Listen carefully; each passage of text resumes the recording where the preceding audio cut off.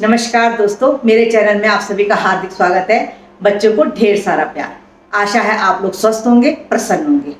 दोस्तों, मैंने आपको अपनी साड़ी का गर्मियों का कलेक्शन दिखाया था और उसमें मैंने आपको दिखाया था अपने गर्मियों के पहनने लायक हल्की फुल्की साड़ी। जी हाँ दोस्तों, आपने उसे पसंद किया और मैंने आपको बताया था कि मैं आपको अपनी और साड़ियाँ भी दिखाऊंगी, जैसे कि अपना कॉटन कलेक्शन भी दिखाऊंगी, जरी की साड़ियाँ भी दिखाऊंगी। और दोस्तों, मेरे दर्शकों ने मुझसे पूछा कि आप जरी की साड़ियों की देखभाल किस तरह करती हैं।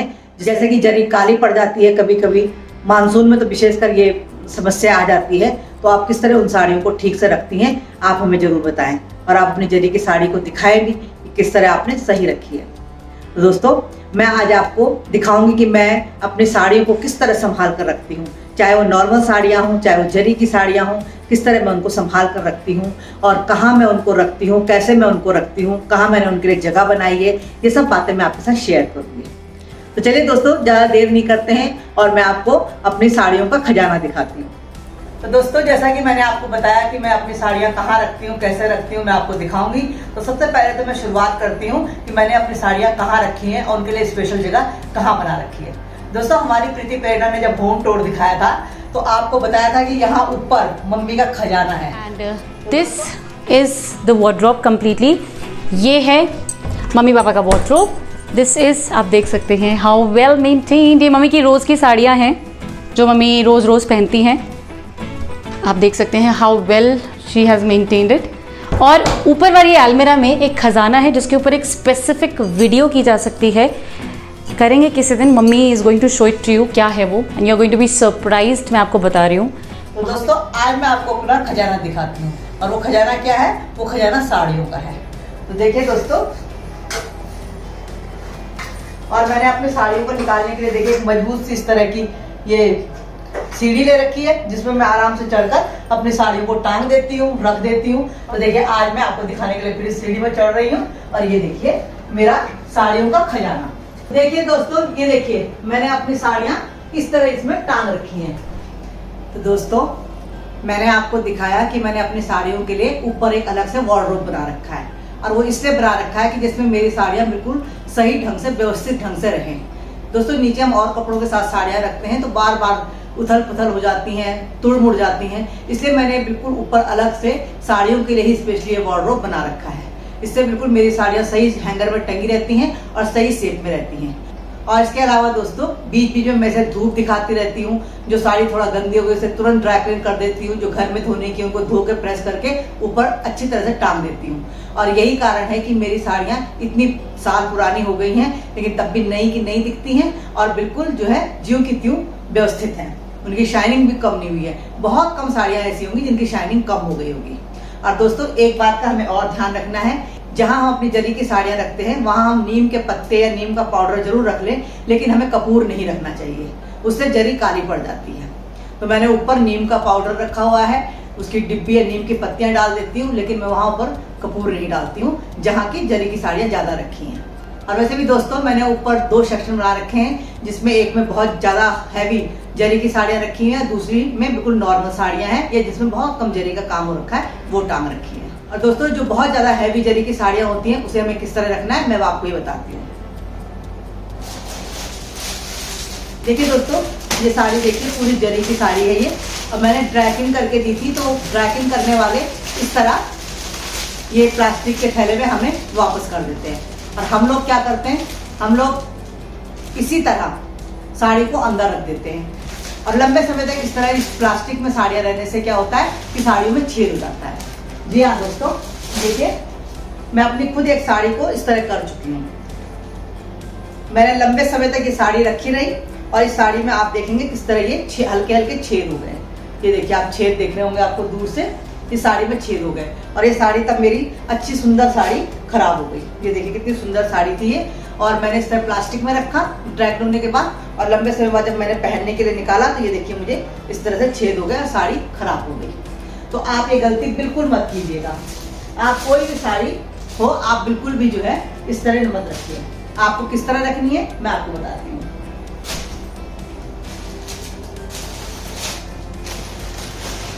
देखिए दोस्तों, ये है जरी की साड़ी, मैं आपको दिखाती हूँ। ये जरी की साड़ी है, देखिए ये मैंने ड्राई क्लीन करके आई और इस थैले में आ रखी थी, लेकिन मैंने इस थैले से निकाला और ये देखिए मैंने अखबार में रख दिया है आपको दिखाने के लिए। और इसके बाद मैं इस अखबार को इस तरह मोड़ूंगी और ये मोड़ कर दोस्तों मैं इस तरह इसको पंच कर दूंगी और इस तरह दोस्तों मैं इसको दोनों तरह से पंच कर दूंगी। और ये बीच में थोड़ा सा अखबार का किनारा ऐसे खुला रहेगा इस तरह, तो इस तरह हवा भी आती रहेगी और दोनों तरफ से मेरी साड़ी पंच होने से ये साड़ी मेरी बिल्कुल सुरक्षित है। तो आप भी जरी की जो हैवी साड़ी है उसको कभी भी आप इस तरह मत रखिए जिस तरह मैंने पहले बताया।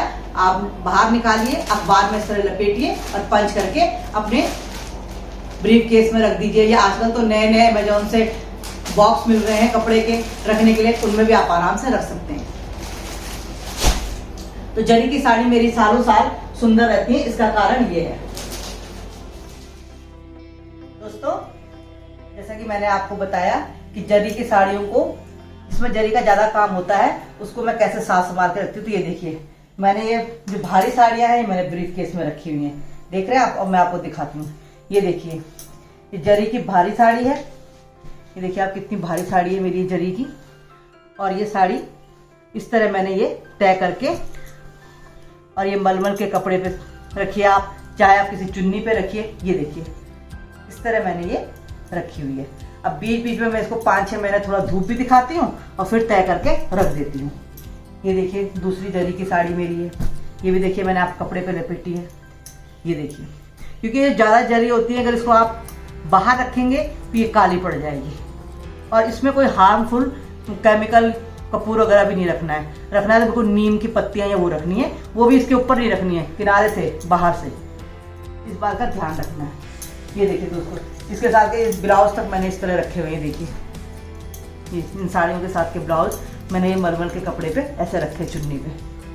और अगर आपके पास इस तरह की चुन्नी वगैरह ना हो तो ये देखिए इससे भी बढ़िया ये है, आप इस तरह कॉटन की धोती या कपड़ा लीजिए और इस तरह रखिए। दोस्तों ये कम से कम 15 साल पुरानी मेरी बनारसी साड़ी है। देखिए मेरे हस्बैंड बनारस गए थे और उस समय लाए थे मेरे लिए, और आज तक मैंने इसको पहना है और ड्राई क्लीन करके इस तरह देखिए मैं ये वाइट कपड़े पे अच्छी तरह लपेट कर रख देती हूँ और इसमें कुछ इसका नहीं बिगड़ता है।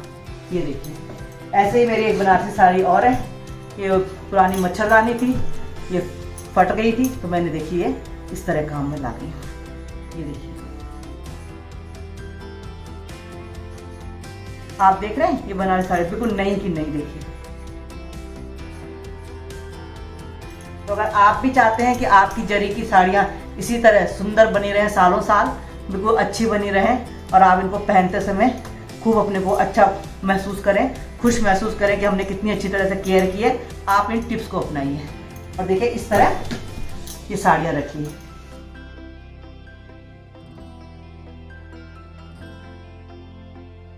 और इस तरह ब्रीफ केस में रख के आप बंद कर दीजिए और सुरक्षित जगह पे रख दीजिए। आशा है आप मेरी इस जानकारी से लाभ उठाएंगे। तो दोस्तों देखिए मैंने आपको अपनी साड़ी रखने की जगह दिखाई और जरी की साड़ियों को मैं किस तरह साथ संभाल कर रखती हूँ, ये टिप्स भी मैंने आपको बताए। और दोस्तों ये वैसे तो दिखाने के लिए बहुत सारी साड़ियाँ हैं जैसा कि आप देख रहे हैं, और इनमें से कई साड़ियों में से मेरी बहुत ही अच्छी मेमोरी जुड़ी हुई है जो कि मैं कभी आपको अगले वीडियो में बताऊँगी। लेकिन आज वीडियो बड़ा हो रहा है, लंबा हो रहा है, इसलिए आज वीडियो को यहीं पर विराम देते हैं और मिलते हैं अगले वीडियो में ऐसी किसी रोचक जानकारी के साथ। तब तक अपना बहुत ख्याल रखिए। नमस्कार, बच्चों को ढेर सारा प्यार।